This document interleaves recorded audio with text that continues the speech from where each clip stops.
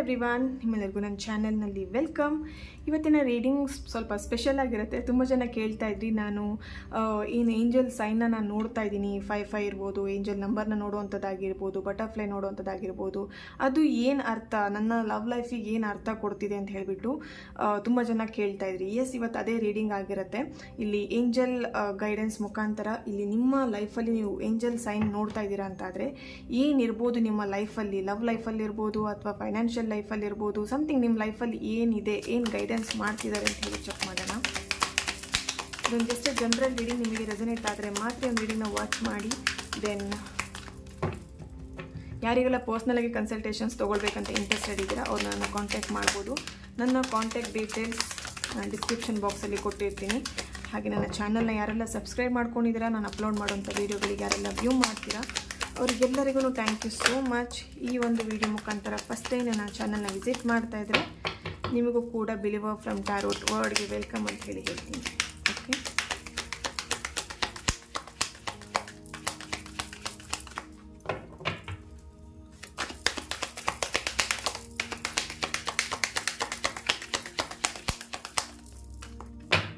Okay, bottom of the card, wait, forgive, compromise, trust, wait and yes ಬರ್ತಾ ಇದೆ. Nice. ಇಲ್ಲಿ ತುಂಬ ಜನ ನೀವು ಏಂಜಲ್ ಸೈನ್ನ ನೀವು ನೋಡ್ತಾ ಇದ್ದೀರಾ ಅಲ್ವಾ.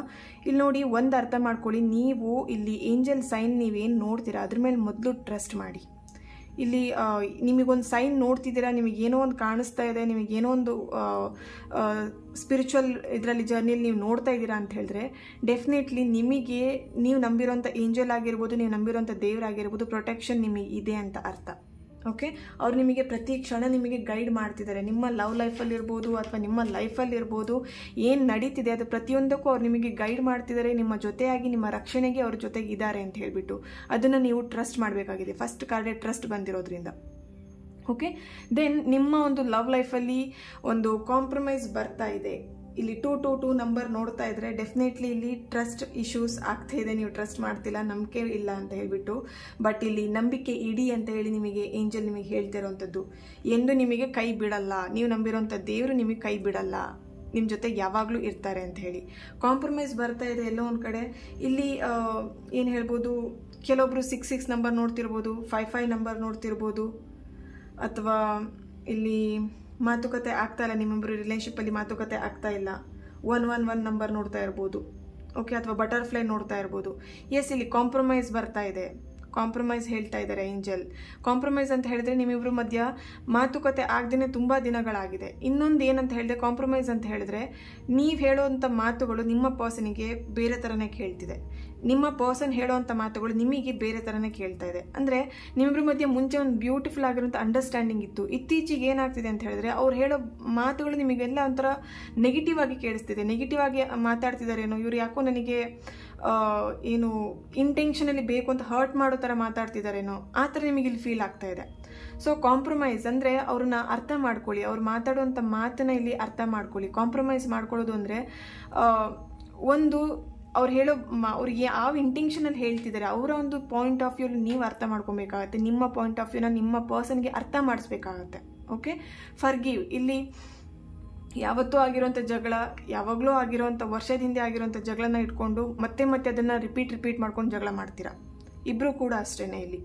ಓಕೆ, ಇಬ್ಬರು ಏನು ಮಾಡ್ತೀರಾ, ಯಾವತ್ತೂ ಆಗಿರುತ್ತೆ, ಯಾವುದೋ ವರ್ಷ ಹಿಂದೆ 10 ವರ್ಷದ ಹಿಂದೆ ಆಗಿರೋದು ಅಥವಾ ಯಾವುದೋ 2 ವರ್ಷ 1 ವರ್ಷದ ಹಿಂದೆ ಆಗಿರೋಂಥ ವಿಷಯನ ಇಟ್ಕೊಂಡು ಇವಾಗ ಜಗಳ ಮಾಡ್ತೀರಾ. ನೀನು ಅವತ್ತು ಆ ಥರ ಮಾಡಿದ್ಯಲ್ವ ನನಗೆ. ನೋಡಿ, ಫರ್ಗಿವ್ ಮಾಡಿ. ಯಾವತ್ತೂ ಒಂದಿನ ಏನೋ ಆಯಿತು ಅಂತ ಹೇಳ್ಬಿಟ್ಟು ಅದನ್ನೇ ಕ್ಯಾರಿ ಮಾಡ್ತಾ ಇದ್ರೆ ನಿಮ್ಮ ಲೈಫಲ್ಲಿ ಅದನ್ನೇ ಇನ್ನೂ ರಿಪೀಟ್ ಅದೇ ಪ್ಯಾಟ್ರನ್ನೇ ನಿಮ್ಮ ಲೈಫಲ್ಲಿ ಪ್ಯಾಟ್ರನ್ನೇ ರಿಪೀಟ್ ಆಗ್ತಾ ಇರುತ್ತೆ. ಓಕೆ, ಇಲ್ಲಿ ಫರ್ಗಿವ್ ಮಾಡಿ. ಆಯಿತು, ಅವತ್ತಿನ ದಿನ ಏನೋ ಆಯಿತು, ಅವತ್ತಿನ ದಿನ ಒಂದು ಕೆಟ್ಟ ಟೈಮ್ ಇರ್ಬೋದು, ಅವತ್ತಿನ ದಿನ ಆ ಥರ ಆಗಬೇಕು ಅನ್ನೋ ಸಿಚುವೇಶನ್ ಇದ್ದಿರ್ಬೋದು, ಆ ಥರ ಆಗಿದೆ. ಬಟ್ ಅದನ್ನೇ ರಿಪೀಟ್ ಮಾಡ್ಕೊಳ್ತೆ ನೀವು, ಅದಲ್ಲಿಗೆ ಎಂಡ್ ಆಗಿರುತ್ತೆ, ಆ ಕ್ಷಣ ಅಲ್ಲಿಗೆ ಎಂಡ್ ಆಗಿರುತ್ತೆ. ಬಟ್ ಅದನ್ನು ನೆನಪಿಟ್ಕೊಂಡು ಅದನ್ನು ಕ್ಯಾರಿ ಮಾಡಿಕೊಂಡು ಲೈಫ್ ಲಾಂಗ್ ಅದನ್ನು ತಗೊಂಡು ಹೋಗಿ ಯಾವತ್ತೋ ಆಗಿದ್ದನ್ನು ಇವತ್ತಿಟ್ಕೊಂಡು ಜಗಳ ಮಾಡ್ಕೊಳ್ತಾ ಇರ್ತೀರ. ಅದನ್ನು ಅಲ್ಲಿಗೆ ಸ್ಟಾಪ್ ಮಾಡಿ. ಆ ಪ್ಯಾಟ್ರನ್ ಅಲ್ಲಿಗೆ ನೀವೇ ಸ್ಟಾಪ್ ಮಾಡಬೇಕು.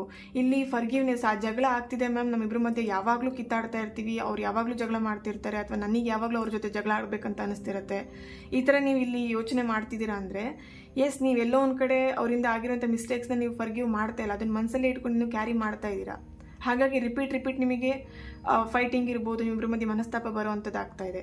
ಸೊ ಏಂಜಲ್ ಇಲ್ಲಿ ಹೇಳ್ತಿರುವಂಥದ್ದು ಫರ್ಗಿವ್ ಮಾಡಿ. ನೀವು ಎಷ್ಟು ಫರ್ಗಿವ್ ಮಾಡ್ತೀರಾ ಅಷ್ಟು ನೀವು ನಿಮ್ಮ ಲೈಫಲ್ಲಿ ಗ್ರೋತ್ನ ಪಡಿತೀರಾ. ನೀವು ಫರ್ಗಿವ್ ಮಾಡ್ದೇನೆ ಇನ್ನೂ ಅದನ್ನು ಕ್ಯಾರಿ ಮಾಡ್ತಾ ಇರ್ತೀರಾ ಅಂದರೆ ಲೈಫನ್ನು ಅಷ್ಟೇ ಸ್ಪಾಯ್ಲ್ ಮಾಡ್ಕೊಳ್ತಾ ಇರ್ತೀರಾ. ವೆಯ್ಟ್, ಇಲ್ಲಿ ಅರ್ಜೆಂಟ್ ಅಂದರೆ ಇವತ್ತೇ ಆಗಿಬಿಡಬೇಕು. ಈಗ ಕೆಲವೊಬ್ರು ಏನು ಗೊತ್ತಾ, ಏನಾದರೂ ಒಂದು ಸ್ಪೆಲ್ ಮಾಡಿರ್ತಾರೆ, ಅಥವಾ ಏನಾದರೂ ಒಂದು ನಿಮ್ಮ ಪರ್ಸನ್ ನಿಮ್ಮ ಲೈಫಿಗೆ ರಿಟರ್ನ್ ಬರಬೇಕು ಅಂತ ಹೇಳಿ ಏನೋ ಒಂದು ಸ್ಪೆಲ್ ಮಾಡಿರ್ತೀರಾ, ಅಥವಾ ಏನಾದರೂ ಒಂದು ಎಫರ್ಟ್ ಹಾಕ್ತಾ ಇರ್ತೀರಾ, ಇವತ್ತೇ ಆಗಿಬಿಡಬೇಕು, ಇವಾಗಲೇ ಆಗಿಬಿಡಬೇಕು. ನೋ ಡಿಯರ್ಸ್, ನೋ, ಇವತ್ತೇ ಈಗಲೇ ಆಗಬೇಕು ಅನ್ನೋದು ಅದು ಎಲ್ಲೋ ಒಂದು ಕಡೆ ರಾಂಗ್ ಅಂತ ಹೇಳ್ತೀನಿ. ಎಸ್, ಡೆಫಿನೆಟ್ಲಿ ಆಗುತ್ತೆ. ನಿಮ್ಮ ಒಂದು ಪವರ್ ಇತ್ತು ಅಂತ ಹೇಳಿದ್ರೆ, ಅಷ್ಟೊಂದು ಸ್ಪಿರಿಚುವಲ್ ಇದರಲ್ಲಿ ಇರ್ಬೋದು, ಅಥವಾ ನಿಮ್ಮ ಒಂದು ಮೈಂಡ್ ಪವರ್ ಅಷ್ಟು ಸ್ಟ್ರಾಂಗ್ ಆಗಿದೆ ಅಂತ ಹೇಳಿದ್ರೆ ಡೆಫಿನೆಟ್ಲಿ ಆಗುತ್ತೆ. ಒಂದೇ ದಿನದಲ್ಲಿ ನಿಮ್ಮ ಚೇಂಜಸ್ನ, ನಿಮ್ಮ ಲೈಫಲ್ಲಿ ಚೇಂಜಸ್ನ ನೀವು ನೋಡ್ತೀರಾ. ಬಟ್ ಆದರೂ ವೆಯ್ಟ್ ಮಾಡಿ, ತುಂಬ ಅರ್ಜೆಂಟ್ ಮಾಡಬೇಡಿ. ಇಲ್ಲಿ ಕೆಲವೊಂದು ನಿರ್ಧಾರಗಳನ್ನು ಅರ್ಜೆಂಟಲ್ಲಿ ತಗೊಳ್ಳೋದು, ಕೆಲವೊಂದು ನಿರ್ಧಾರಗಳನ್ನ ಮಾಡುವಾಗ ಯೋಚನೆನೇ ಮಾಡ್ದೇನೆ ಈ ಥರ ನನಗೆ ಮನಸ್ಸಿಗೆ ಅನ್ನಿಸ್ತು, ಈ ಥರ ಅಂದ್ಕೊಳ್ತಿದ್ದೀನಿ, ಈಗ ಮಾಡೇ ಬಿಡ್ತೀನಿ. ನೋ.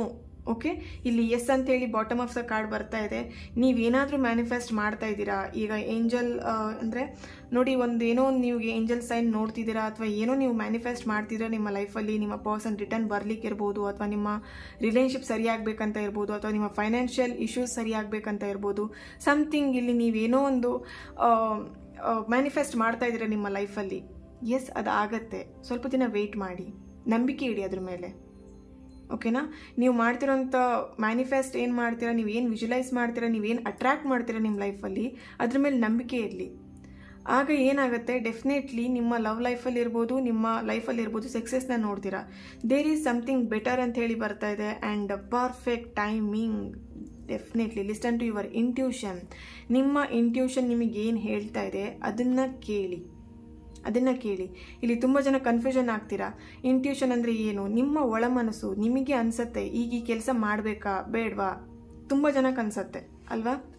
ಈಗ ಯಾವುದೋ ಒಂದು ಕೆಲಸ ಮಾಡ್ತಾ ಇರ್ತೀರಾ, ಅದನ್ನು ಮಾಡಬೇಕಾ ಬೇಡವಾ ತುಂಬ ಯೋಚನೆ ಬರುತ್ತೆ. ಒಂದ್ಸಲ ನೀವು ರಿಲ್ಯಾಕ್ಸ್ ಆಗಿ ಮೆಡಿಟೇಷನ್ ಮಾಡ್ತಾ, ಅಥವಾ ನೀವು ರಿಲ್ಯಾಕ್ಸ್ ಆಗಿ ಇರ್ತೀರಾ ಅಂತ ಹೇಳಿದಾಗ ಅವಾಗ ನಿಮಗೊಂದು ಅನಿಸುತ್ತೆ, ಸ್ಟ್ರಾಂಗ್ ಆಗಿ ಅನ್ಸುತ್ತೆ, ಈ ಕೆಲಸ ಮಾಡು ನಿನಗಾಗತ್ತೆ ಅಂತ, ಅಥವಾ ಈ ಕೆಲಸ ಮಾಡಬೇಡ ಅಂತ ಹೇಳ್ಬಿಟ್ಟು. ಓಕೆನಾ? ಸೊ ಅದನ್ನು ಲಿಸನ್ ಟು ಯುವರ್ ಇಂಟ್ಯೂಷನ್. ನಿಮ್ಮ ಒಳ ಮನಸ್ಸು, ನಿಮ್ಮ ಮನಸ್ಸು ಏನು ಹೇಳ್ತಿದೆ ಅದನ್ನು ಕೇಳಿ. ಓಕೆನಾ? ದೇರ್ ಈಸ್ ಸಮಥಿಂಗ್ ಬೆಟರ್ ಅಂತ ಹೇಳಿ ಬರ್ತಾ ಇದೆ. ನೀವಿಲ್ಲಿ ತುಂಬ ಟ್ರೈ ಮಾಡ್ತಿದ್ದೀರಾ, ಆಗ್ತಾ ಇಲ್ಲ ಅಂತ ಹೇಳ್ಬಿಟ್ಟು ಕೈ ಬಿಡಬೇಡಿ. ಓಕೆನಾ? ಸೊ ಕೆಲವೊಬ್ರಿಗೆ ಏನಂತ ಹೇಳಿದ್ರೆ, ನಾನು ತುಂಬ ಟ್ರೈ ಮಾಡ್ತಿದ್ದೀನಿ ಮೇಡಮ್, ತುಂಬ ವರ್ಕ್ ಮಾಡ್ತಿದ್ದೀನಿ ಒಂದು ವಿಷಯದ ಮೇಲೆ, ಅದು ಆಗ್ತಾ ಇಲ್ಲ. ಯಾಕೆ ಆಗ್ತಿಲ್ಲ? ಬಟ್ ನೋಡಿ, ಪರ್ಫೆಕ್ಟ್ ಟೈಮಿಂಗಲ್ಲಿ ಆಗಬೇಕಂತ ಇರುತ್ತೆ. ಯಾವುದಕ್ಕೆ ಆದರೆ ಅದನ್ನು ಅಷ್ಟೇ ಪರ್ಫೆಕ್ಟ್ ಟೈಮಿಂಗ್ ಅಂತ ಇರುತ್ತೆ.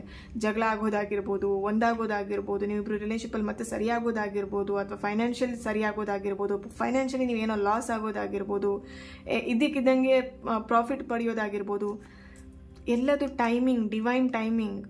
ಓಕೆ, ಬಿಲೀವ್ ಮಾಡಿ, ಟೈಮಿಂಗ್ನ ಬಿಲೀವ್ ಮಾಡಿ.